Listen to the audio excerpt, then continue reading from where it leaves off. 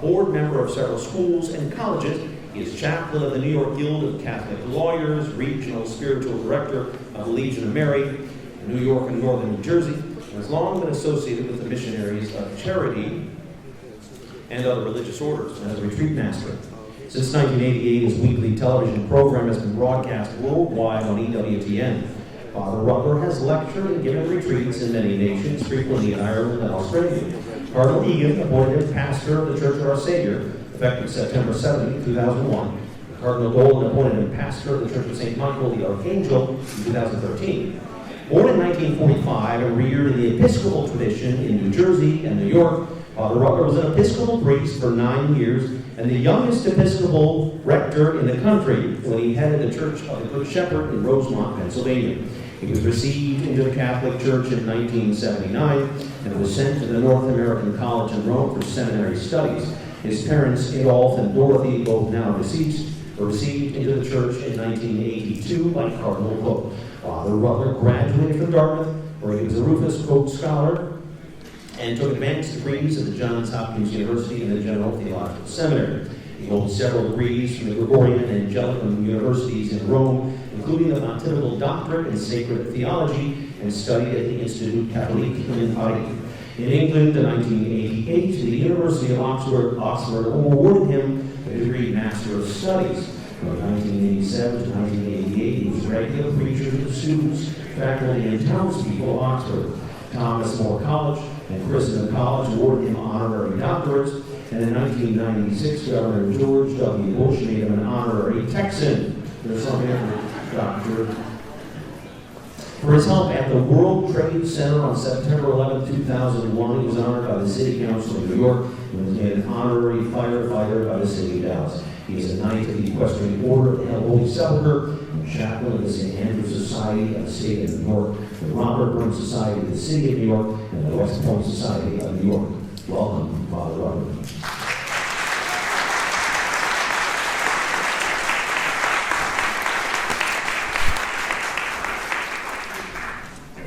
Thank you. That very fine talk we had on hope reminded me that I'm chaplain of 2 Scottish societies. And if you think the Irish are pessimistic, you should try the Scots. The difference between a Scots pessimist and a Scots optimist is a Scots pessimist says, things couldn't be any worse than they are now.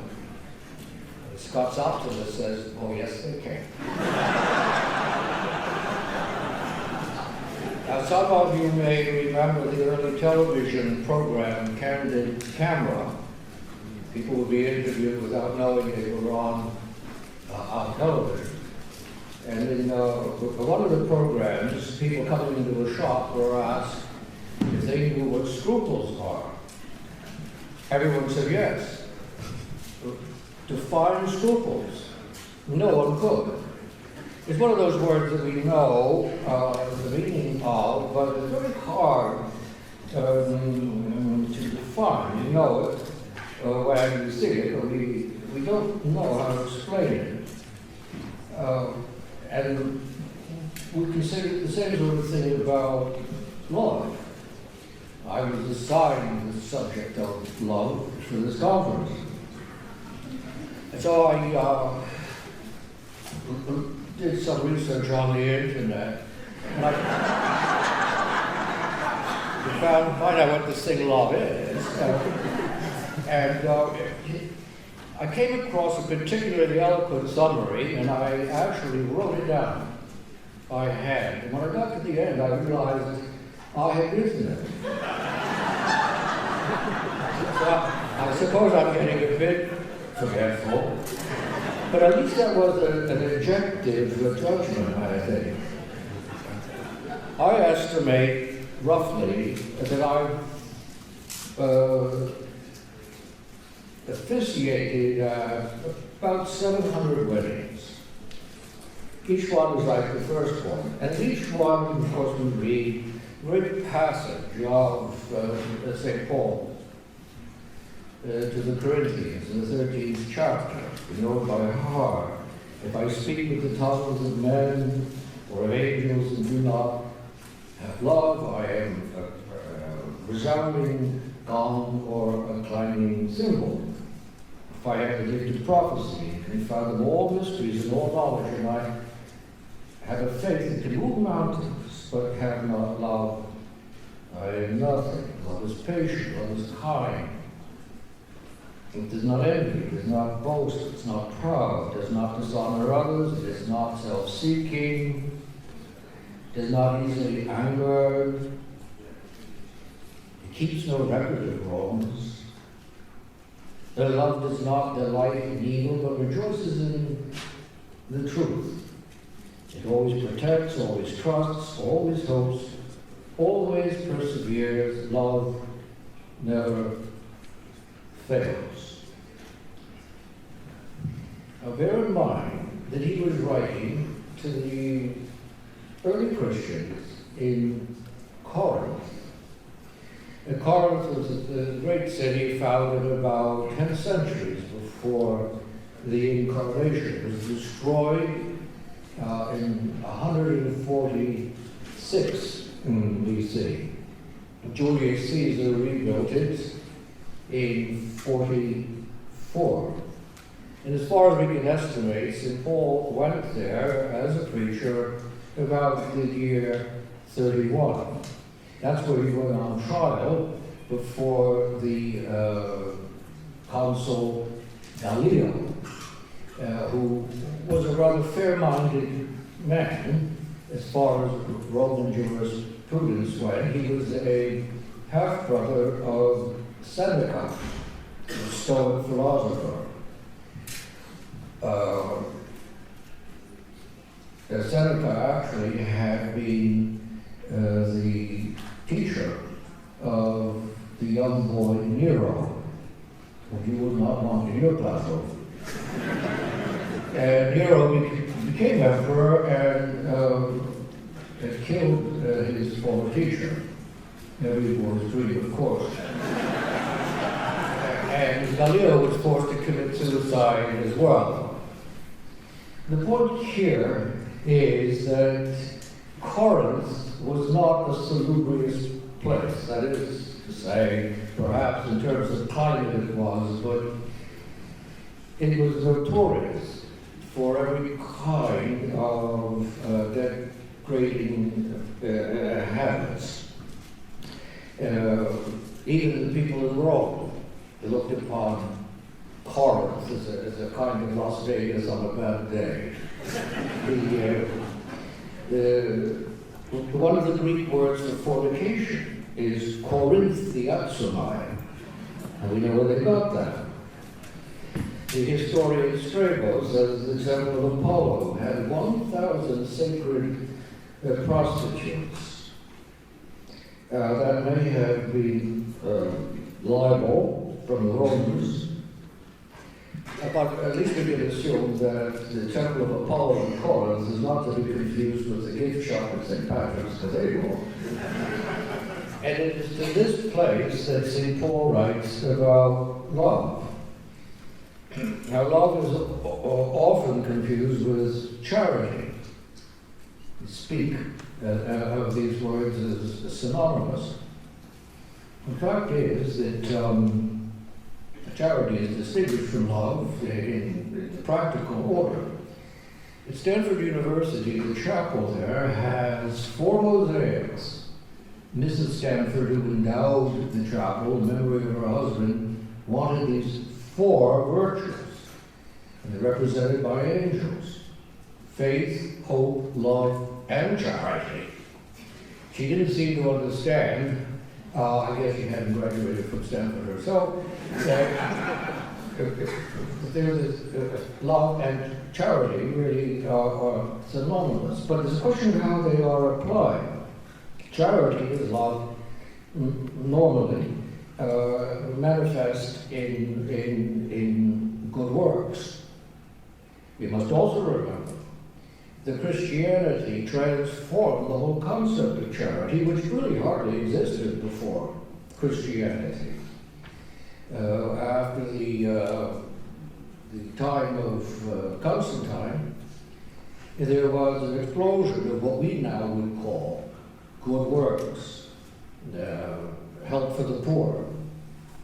And that period between Constantine and figure about 1200 years, up to the time of Gregory the Great, saw probably the greatest expansion of charitable works for the modern Marshall Plan.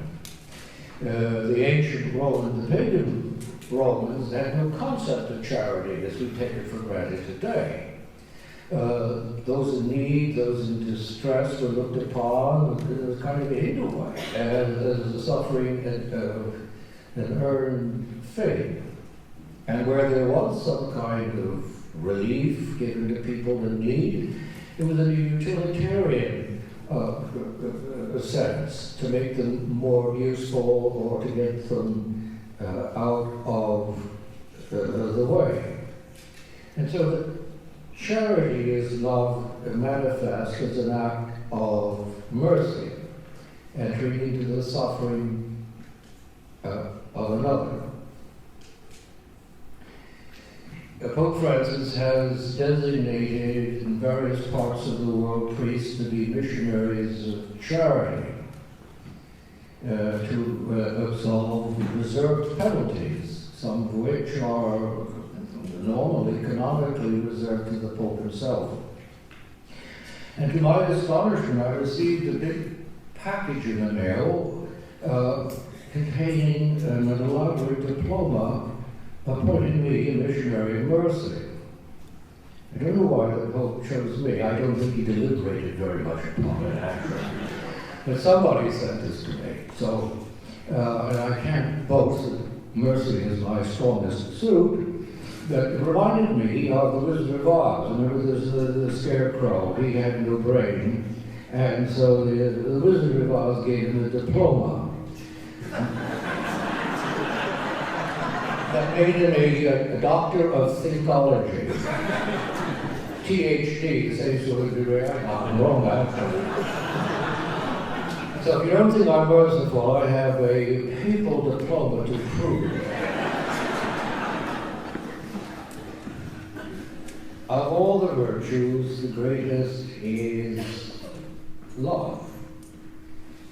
Agape. The highest form of love. There are different kinds of love. We know commonly in much literature, apologetic literature, there are four loves. Philia, which is friendship, storge, which is affection, usually the affection in a family. And eros, which is romance and passion. And then the highest unconditional love, agape. Greek actually is a little more subtle psychologically than Latin. And so you even have an extension of those four loves. You hardly ever read about these, but some psychologists have written about them. There is appropriation of a word, ludus, which is playful love, uncommitted love, sort of just teasing parties and things. And then there is pragma, we get pragmatism from that. That's a practical love, a loving because it produces a useful result, sort of like, for example, a marriage of convenience, which is not inherently bad. It can be bad, but it opens the door to a growth of love. Benjamin Disraeli's wife said to a friend once, "I know Dizzy married me for money, but I think if he had to do it over again now, he would have done it for love." It's a lovely line. And then you also have philophia, which is self-love. And yes, that can be good or bad. It's bad if it's selfish, if it's egoism, but it can be good if it's plain self-esteem. Nothing wrong with self-esteem as long as it doesn't become an end in itself. Our Lord says, you must love each other as you love yourself. But agape is above all these others. St. Thomas Aquinas says it is a divine-infused habit inclining the human will to cherish God for his own sake above all things, and then man for the sake of God. The two go together. It's the old Shema prayer, Shema Yisrael, the Rakenu. Hear, O Israel, shall love the Lord your God with all your heart, with all your soul, with all your mind, and your neighbor as yourself. And our Lord says that these are the two greatest commandments. What is the response of the young man who asked the question? He said, Rabbi, you have answered well. Doesn't really know that he was speaking to the author of those laws. But this love requires an offering, total offering of the self, which means a sacrifice.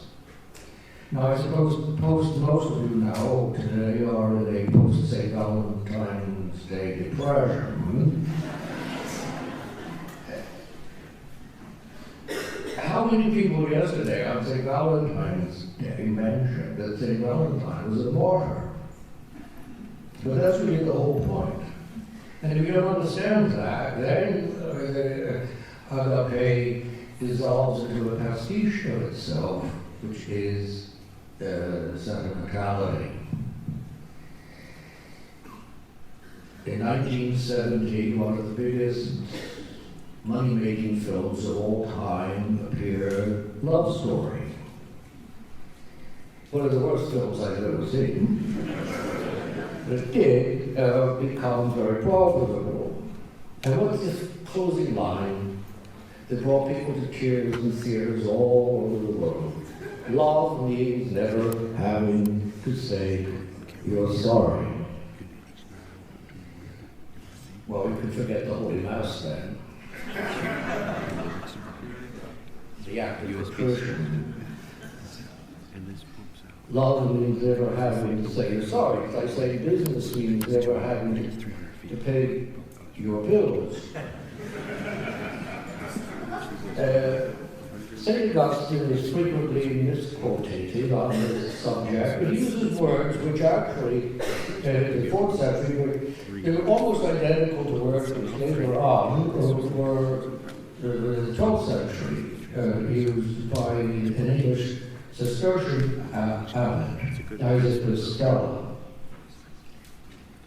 Once for all then, he says, a short precept is given thee, love, and do what thou wilt. Whether thou hold thy peace, through love, hold thy peace. Whether thou cry out, through love cry out. Whether thou correct, through love correct. Or whether thou spare, through love do thou spare. Let the root of love be within, and of this root can nothing spring but what is good. And notice he doesn't say love God. He simply says love. And he doesn't say do whatever you please. He says do whatever you will. Because love is an act of the will. And he's commenting on the first letter of St. John, that love comes from God. And this is why our Lord sums up the law that way. And he didn't invent that in his incarnation. He had provided that even before he came into the world. Love is a priority for Christians, and it should characterize all that is done. But it's much too easy to be caught up in doing works of the law before loving itself. And Jesus made it explicit that love comes before obedience to the law. But then obedience to the law must necessarily follow from love. So it's a kind of catch-22 thing. You can love and do what you will, but if you truly love, you will do what God wills. In the 17th century, there was an Anglican divine who toyed around for a while with Puritanism, but came back. Anglicans are never very good at Puritanism. And he wrote a wonderful hymn, and the opening words are, "My song is love unknown, my Saviour's love to me, love to the loveless shown, that they might lovely be. And who am I, that for my sake, my Lord should take frail flesh and die?" Frail flesh. Our Lord humbles himself, takes the form of a slave. Why? To love us. Not because we are loving, not because we're lovable, but because he wants us to enter into his love. And this is why the scripture says that God is love. God is love. Not that God loves, but that God is love. And it says that God is justice or beauty or righteousness. It does say that God is just, God is beautiful, God is righteous. But God is love. The first chapter of St. John. God is not just loving, not just a lover. And this is why the God, in his totality, is a Trinity. He is love, beloved, and loving. Complete love in three persons. So love is God's very essence, his whole being. And this is why we exist. God made the world out of love. He didn't need the world. He's totally sufficient in himself. He always was and always will be. And here we can, if we don't understand that, then love apart from God is a delusion. And I would quote here those amateur theologians, Rogers and Hart, in their musical The Boys from Syracuse. Falling in love with love is falling for make-believe. Falling in love with love is playing the fool. And that's true. But then there's another line, and I make no sense of it whatsoever. It says, I fell in love with love everlasting, but love fell out of me. I still don't understand what that means. But that first part is understandable. To fall in love with love is to play the fool. Love is not an entity in itself. It's only when we understand God that we understand love. Religion for its own sake is superstition. Morality for its own sake is narcissism. And love for its own sake is sentimentalism. But we'll cut some slack to Rogers and Hart because they never intended to write a sort of theology. In 1978, the new Pope, John Paul II, in a general audience, said there is no love without justice. Now, I've searched all over to find the source of that, and I've not been successful. It's one of those things, if you don't know, it's Aquinas. And it's secunda secundae. Everything's in that. I got a degree in Rome, so with theologian, because I guessed. And whenever I filled out the test, I didn't know what it was, it was secunda secundae.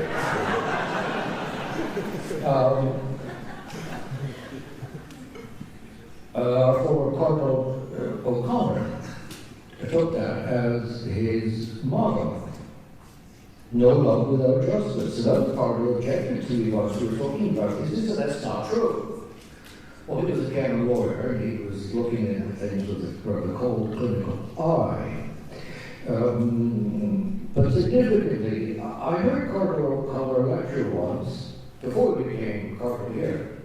He was the chief chaplain, he's an admiral, he was in the military ordinariate.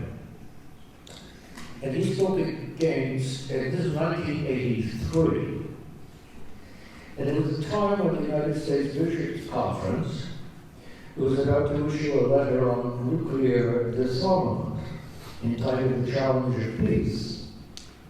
Bishop O'Connor gave a wonderful talk I heard him give, and he said it was flawed, and he gave reasons why it was flawed, and he was right.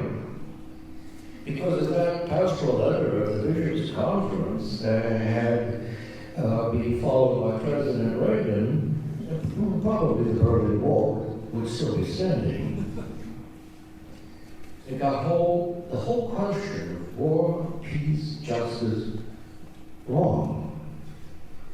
And if we confuse love with sentiments, then everything else falls apart in our moral discourse.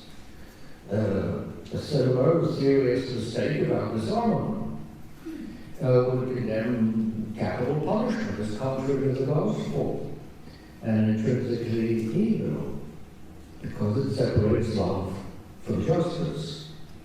It would be to deny natural law itself as a protector of justice. St. Augustine in Trump said that the job of a government is tranquillitas ordinis, to establish the tranquility of order.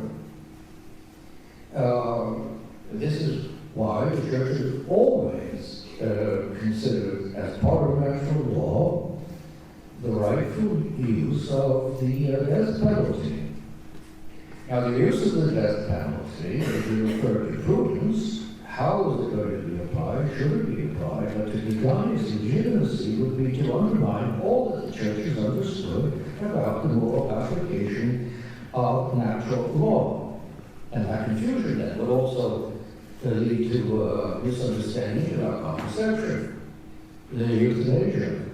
So all these mistakes issue from a confusion of love with kindness.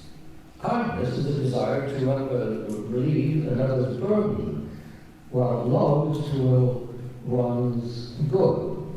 And the confusion is moved by sentimentality, and sentimentality can become very cruel. There's only one recorded time when Hitler wept in public, and that's when his pet canary died. Hitler was head of the SS, and his doctor, in his diary, remembered that Hitler almost became hysterical at the thought of people hunting with guns, innocent animals. He was an architect of the concentration camps. That did not enter into his frame of reference. Bishop Athanasius Schneider has said that the crisis in the church today is due to a neglect of the truth, and specifically the reversal of the order of truth and law. Today, the principle of pastoral life is being propagated in the church, which says love and mercy are the highest criteria, and truth has to be subordinated to that. And according to this new theory, if there is a conflict between love and truth must be sacrificed. This is a reversal and a perversion of the literal sense of the word. The esteemed writer, Peter Kreeft, has said that even God's justice is love. Paul identifies the justice of God in Romans 1:17 with the most unjust event in all history, deicide, the murder of Christ, crucifixion. For that was God's great act of love. And on our part, that was the most unjust, evil, hateful thing we ever did, but on God's part, that was his perfect justice, because it was perfect love. And so, good that we called a holiday on which we celebrate this murderous deed, Good Friday. Sentimentally, we understand what is meant by falling in love, but agape does not remember falling in love, it's climbing up to love. Our Lord climbed the hill carrying his cross. And God is love, and so God cannot fall in love. Just like fire cannot get burned because it is fire. Light cannot become enlightened because it is light. And here we understand that the difference between a philanthropist and a saint. The philanthropist exercises this idea of fraternal love for the good of others, but a saint is somebody who has infused in the soul and that spark of the divine love, the offering of the self. And the humanist doesn't, if the humanist doesn't move into that mystical love, he's left simply with humanism. And a humanist may say, I love humanity, but I can't stand humans. But our Lord commands that we love as an act of the will. I remember Mother Teresa of Calcutta. Once I worked with her off and on for some 9 years. And on one occasion, a man gave her a check, but she said she would only take the check if he spent a day with her in the house of the dying. And that was the point she was making. You know, if you gave him the check, he would have been a philanthropist, but she wanted him to be a saint. And that also explains why she said, I do not love the poor. I love Jesus in the poor. Our Lord says, inasmuch as you go to one of the least of these, my little ones, you go to me. That does not dismiss the poor. It raises the poor, the needy, and we're all needy, to an immeasurable dignity. Well, anyway, I'd rather deliver to the limits of my time, but it would be I think a lost opportunity if I did not say that we, in having Cardinal Gent here today, obviates any necessity for talking about love. For he's a witness to the power of that love. I had the privilege of speaking at the 75th ordination anniversary, the 75th ordination anniversary. Must be something in the Chinese air. The 75th ordination anniversary of the Cardinal Kong. Now, when he died at the age of 98, he was in exile after having, I think, 33 years in prison, much of it in solitary confinement. My mother attended his funeral. It was the last funeral she went before her own. And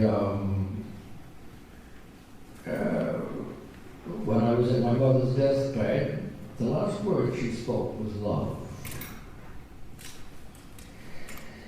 I also had the privilege of knowing Archbishop Tang. Couldn't be married in Shanghai. Cardinal Tang was a Jesuit, and he too had been over 30 years in prison. Cardinal Kong was at the deathbed of his brother Bishop. And as the bishop was dying, this was in California, Cardinal Kong held the crucifix to his lips, which he kissed the 3 times. So we had Cardinal Kong, Cardinal Tong, And they're both buried now in Santa Clara, California, waiting for the time when China will be free. Theirs was not a red blood martyrdom, but a dry martyrdom of persecution. And when we understand what they've done for the church, we can understand really what St. Thomas Aquinas said. I don't think it was in the Segunda Secondae. When he had a mystical revelation in which he saw heaven.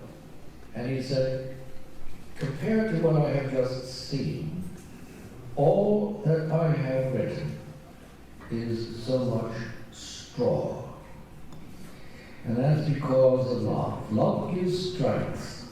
And after the other apostles had fled on Good Friday, it was the youngest, the beloved, the one Jesus loved, who had strength enough to stand at the foot of the cross with our Lord's mother.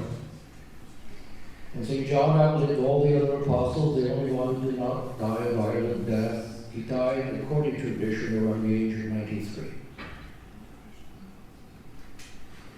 And shortly before he died, from the record, the tradition would seem that he had dementia, maybe Alzheimer's, because he kept repeating the same thing over and over again.